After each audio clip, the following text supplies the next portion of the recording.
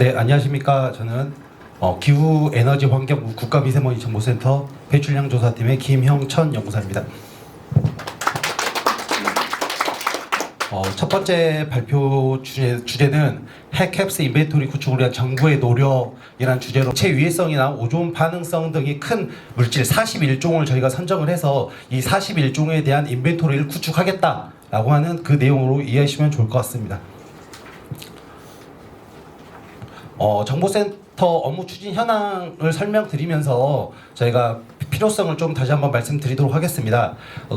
보시는 애니메이션은 EPA NEI에서 지금 저희가 출처를 가져온 자료인데요.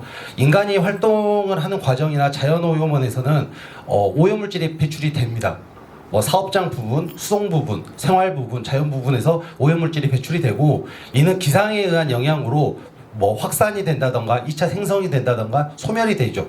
그리고 이렇게 이 과정 중에 인체라던가 생태계에 큰 피해를 줍니다. 이를 EPA에서는 대기오염물질에 대한 전주기라고 이제 불러지는데요. 저희 정보센터에서도 비슷한 업무를 이제 수행을 하고 있습니다. 첫 번째로 캡스라고 하는 시스템을 통해서 점선면 자연오염원에 대한 배출량을 현재 산정을 하고 있고요. 그리고 니스라고 하는 시스템, 대기질 모델링 시스템을 통해서 이러한 오염물질이 어떻게 확산이 되는지, 생성이 되는지, 그리고 소멸이 되는지 이를 규명하고 있는 업무를 수행을 하고 있습니다. 그리고 세 번째로 유해성이나 비용 편익 평가 부분인데요. 사실 아직까지 정보센터에서 이 업무를 주도적으로 하고 있지는 않습니다. 그래서 향후에 이런 업무를 하기 위해서 별도의 시스템이 구축하다, 그리고 입력 자료가 필요하다라고 하는 배경이 있겠습니다.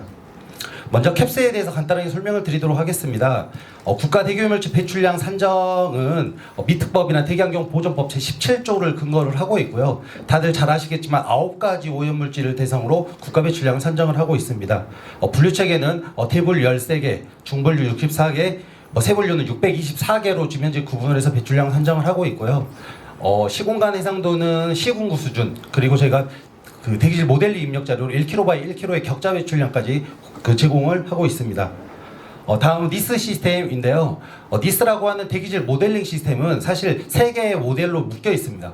워프라고 하는 기상 모델, 그리고 배출량 모델. 배출량이 어떻게 들어가는지에 따라서 다르고, 여기에는 표현이 안 됐지만 메간이라고 하는 자연오염원에 대한 배출량 부분도 포함이 되어 있습니다. 그리고 이러한 기상과 배출량이 어떻게 이동이 되는지, 소멸이 되는지, 생성이 되는지를 CMAC과 KMAX라고 하는 모델을 통해서 지금 현재 평가를 하고 있고요. 이 시스템을 통해서 저희 정보센터는 3개의 업무를 좀 추진을 하고 있습니다. 하나는 국가 배출량을 좀 평가 검증하는 업무를 수행을 하고 있고요.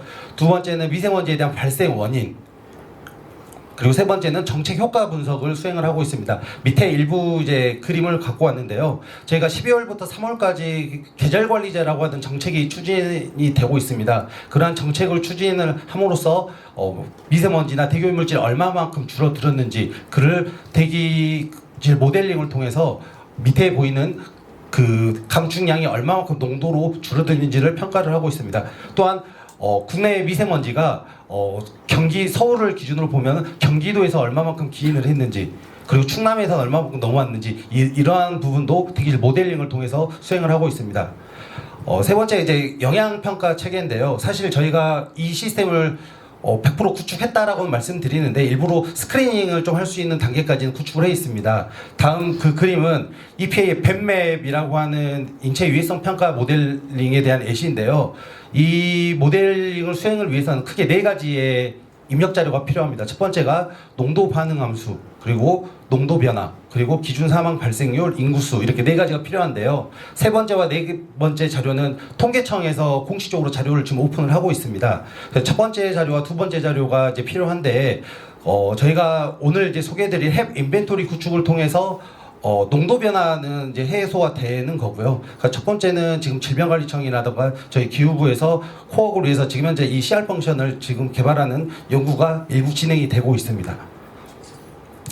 햅캡스 관련 국정과제 및 법정 계획을 보면은 현 정부가 들어오면서 국정과제 44번에 오존 유발 물질, 유해대기오염물질 배출량 인벤토리 구축 및 중점 관리를 해야 한다라고 하는 부분으로 국정과제에 담겨져 있고요. 제3차 대경경에서 종합계획이나 제2차 미세먼지 관리 종합계획에도 햅 VOC에 대한 상세 인벤토리 구축 부분에 대한 내용이 포함되어 있습니다. 그래서 이러한 국정과제와 법정 계획을 근거로 하여서 저희가 업무를 추진을 하고 있습니다.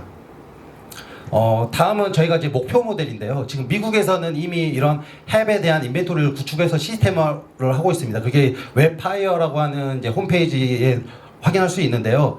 여기에서는 지금 현재 465개의 오염물질, 그리고 2,400개 정도에 대한 배출원, 그리고 28,000건에 대한 자료가 구축이 되어 있습니다. 이런 구축에 대한 항목을 보면은 첫 번째 분류체계에 대한 내용이 들어가 있고요. 두 번째 오염물질명, 세 번째는 배출계수에 대한 특성, 방지시설 전단에서 개발된 건지 방지시설 후단에서 개발된 건지 이러한 배출 특성이 들어가 있고 배출계수 그리고 배출계수의 등급이 포함되어 있습니다. 저희가 향후에 이러한 시스템을 구축하는 것을 목표로 지금 본 사업을 추진하고자 합니다. 저희가 핵캡스 인벤토리 구축을 위해서 사전에 여러 작업을 좀 진행을 했습니다. 크게 3개로 나눠서 지금 현재 사전 준비를 했는데요. 첫 번째가 그렇다고 하면은 이 햅이라고 하는 물질을 몇 종류에 대해서 선정을 할 건지 이런 대상 물질을 선정을 했고요. VOC와 금속 물질로 좀 구분을 했습니다.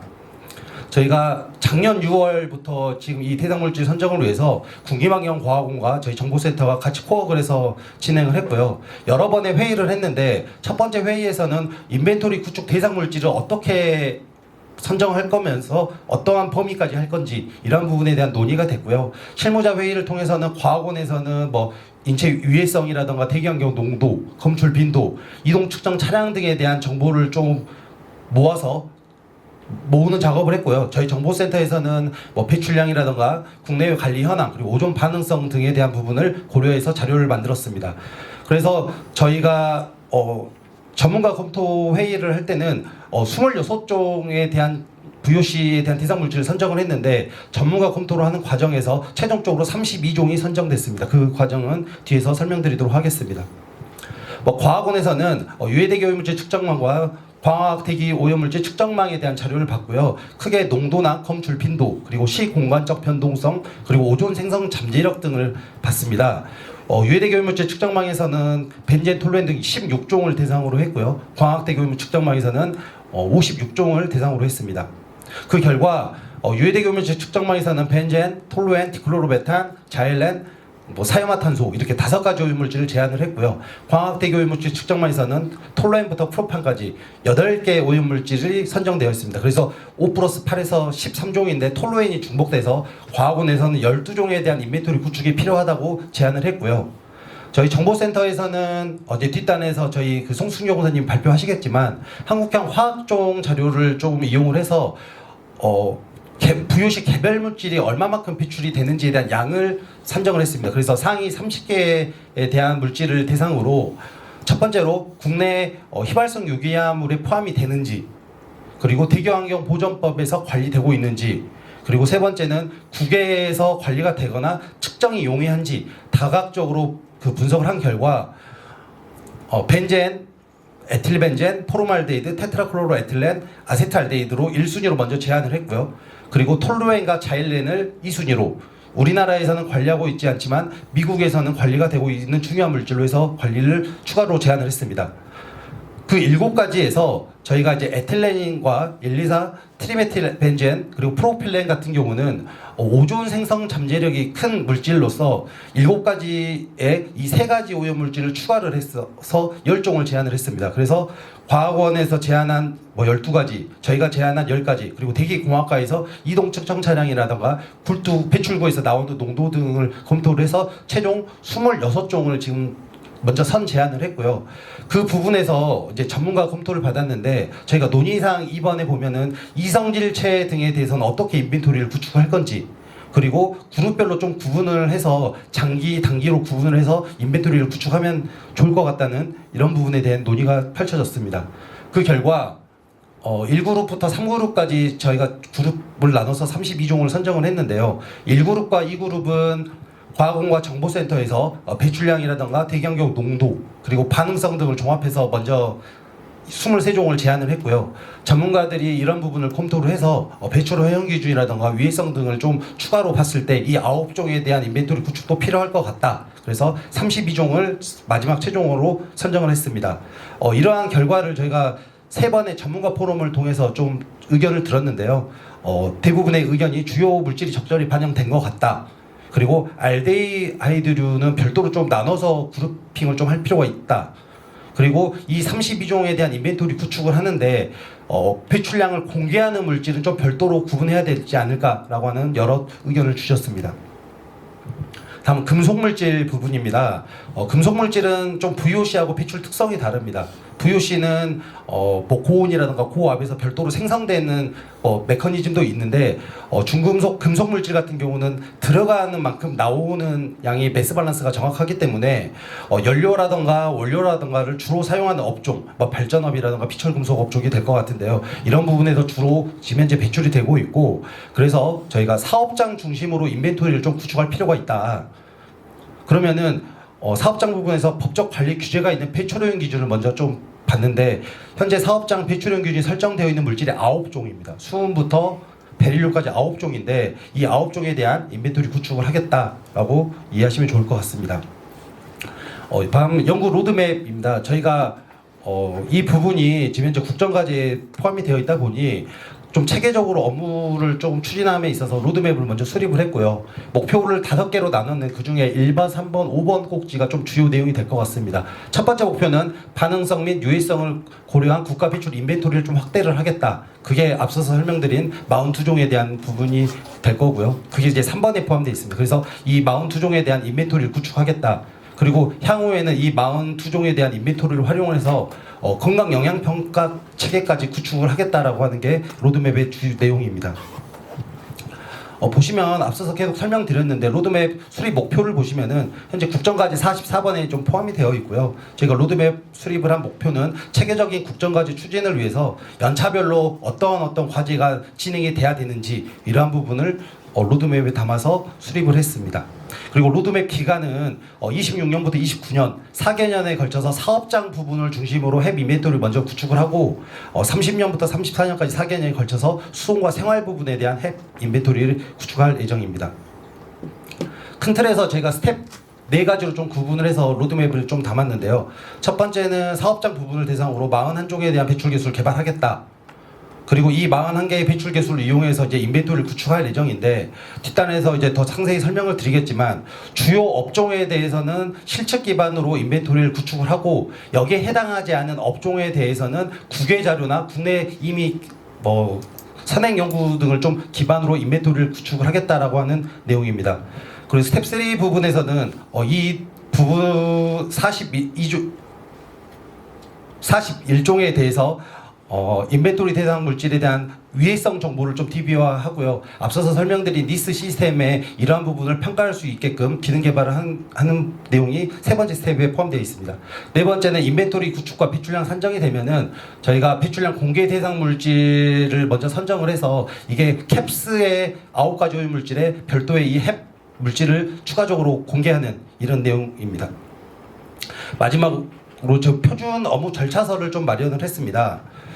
이 절차서를 마련한 목적은 햅캡스 인벤토리 구축을 위한 모든 과정의 업무를 체계적이고 일관성 있게 수행할 수 있는 업무 지침을 마련한 데 있고요. 기대 효과로는 4가지가 지금 될 것 같습니다. 업무의 일관성 유지 및 품질 균일화, 업무 효율성 향상 및 오류 최소화, 신속하고 효과적인 업무 인수인계 및 교육, 업무 연속성 보장 에 대한 목적이 있습니다. 이 표준 업무 절차서는 크게 7개의 챕터로 좀 구분을 해서 저희가 마련을 했습니다. 일반 사항 및 법적 근거, 그리고 사업장을 선정하는 근거, 그리고 사업장에 갔을 때 어떻게 현장 시료 채취를 준비할 것인지, 그리고 시료 채취와 분석에 대한 표준 절차, 그리고 정도 관리 부분, 그리고 최종 이 개발된 인벤토리 어떻게 관리를 할 것인지 이런 부분으로 구성이 되어 있습니다. 그래서 이 부분에 대한 부분 초안이 마련이 됐고, 혹시 관심이 있으신 분은 별도로 연락을 주시면은 저희가 자료를 좀 같이 공유할 수 있도록 하겠습니다.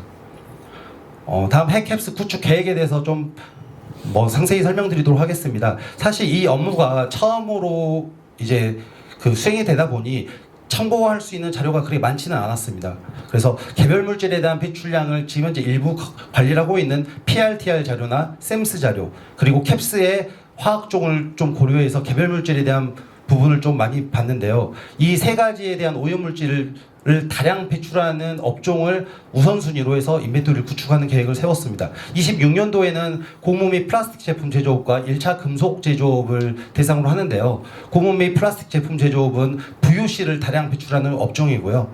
그리고 1차 금속 제조업은 중금속류를 다량 배출하는 업종입니다. 그래서 4개년에 걸쳐서 12개의 업종을 지금 저희가 타겟을 하고 있는데 사업장의 대부분 업종이 이렇게 많은데 왜 12가지만 할까라고 좀 이해하실 수 있는데 2차 업종이고 이를 5차 업종으로 쪼개면은 약 70개 업종 정도 되고요. 사업장 개수는 한 700개 정도 됩니다.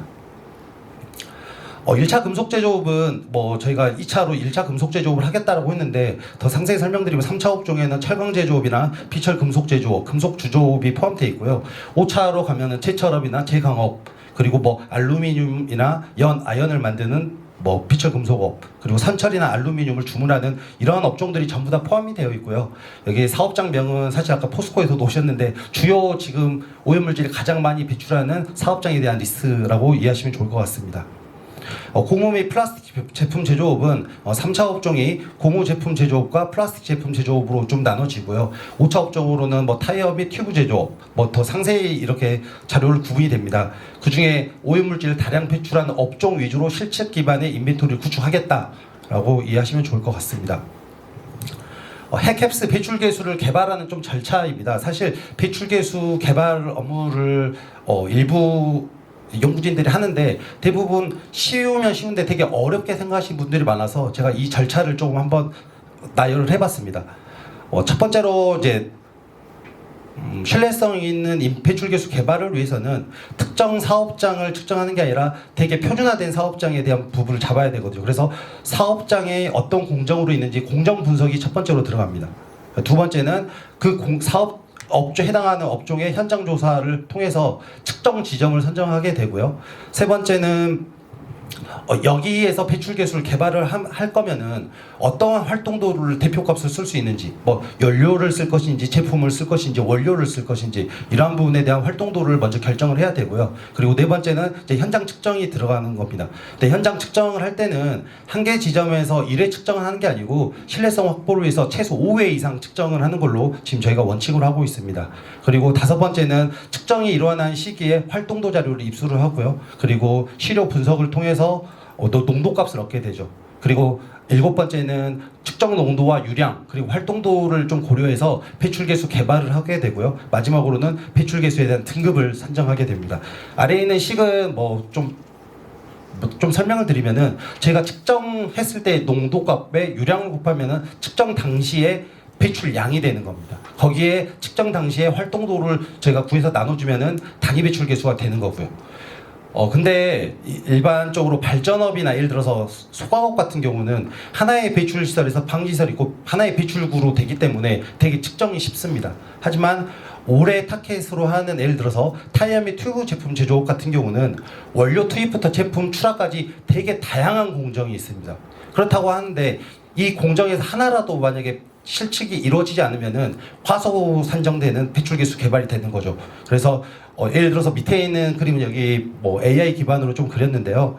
제품 투입부터 원료 투입부터 제품 출하까지 7개의 배출구가 존재를 하게끔 됩니다. 그러면 이 7개에서 모든 측정 배출구에서 5회 이상 측정을 해서 각 배출구별 배출계수를 개발한 후 이를 합해서 통합 배출계수를 개발을 하게끔 됩니다. 이게 한 개 사업장의 경우 이렇게 측정이 되고 최소 타이어 및 튜브 제품 제조업은 최소 3개 이상의 사업장을 측정을 해야 되기 때문에 훨씬 많은 측정이 이루어지게 됩니다. 마지막으로 구축 현황 및 계획입니다. 사실 저희가 로드맵까지는 현재 수립이 됐고요. 저희가 29년까지 사업장 부분에 대한 햅 인벤토리 구축을 한다라고 했는데 산업 부분과 발전 부분에 대한 부분을 29년까지 그리고 30년부터 수송 생활 부분에 대한 햅 인벤토리 구축을 할 것이고요. 그리고 단순히 저희가 41종에 대한 측정만 이루어지는 게 아니라 약 110종 정도에 대한 오염에서 뒤에서 발표할 한국형 화학종 자료도 같이 개선할 예정입니다. 그리고 배출량 공개는 30년부터 일부 공개할 예정입니다. 기대 효과는 다 아시다시피 실효성 있는 대기 관리 정책 이제 수립이 가능하게끔 되는 거고요. 그리고 국민 알 권리 충족 및 환경 정책 신뢰성 제고 그리고 사업장 등 배출원 관리를 위한 기술 지원. 지금까지는 뭐 먼지나 싹스나 낙스처럼 일반 오염물질을 많이 배출하는 업종 중심으로 규제가 들어갔는데 이제는 건강 영향이 큰 오염물질을 다량 배출하는 뭐 이제 사업장에 대한 관리로 전환이 되는 게 되겠죠. 그리고 쟁점 사항입니다. 저희가 29년까지 햅 인벤토리에 대한 구축을 한다라고 지금 계획은 세웠는데 이러한 게 목표대로 잘 수립이 되기 위해서는 첫 번째 지속적인 예산이 필요합니다. 저희가 올해 한 15억 정도에 대한 예산을 투입해서 이 사업이 진행이 되고 있는데 최소 이 정도 수준으로 예산이 확보가 돼야 29년까지 사업장 부분에 대한 인벤토리 구축을 할 수 있을 것 같고요. 두 번째는 이제는 이 햅 인벤토리에 대한 배출량을 산정을 하고 관리를 하기 위한 시스템 구축이 이제 시급합니다. 그리고 지금 저희는 이제 사업장에서 점오염원 부분에 대한 인벤토리 구축을 하는데 사실 P3VOC에 대한 부분도 이제 관리를 해야 되기 때문에 뭐 과학원에서 운영하고 있는 유관 시스템과의 연계도 지금 현재 필요한 상태고요. 그리고 이제 국가 배출 인벤토리를 산정을 하고 공개를 위해서는 관련 법적 근거 마련이 필요합니다. 그래서 저희가 미특법과 대기법을 좀 다양하게끔 좀 뜯어보고 이러한 부분을 공개할 수 있도록 법적 근거도 마련할 예정입니다. 네, 이상으로 발표 마무리하도록 하겠습니다.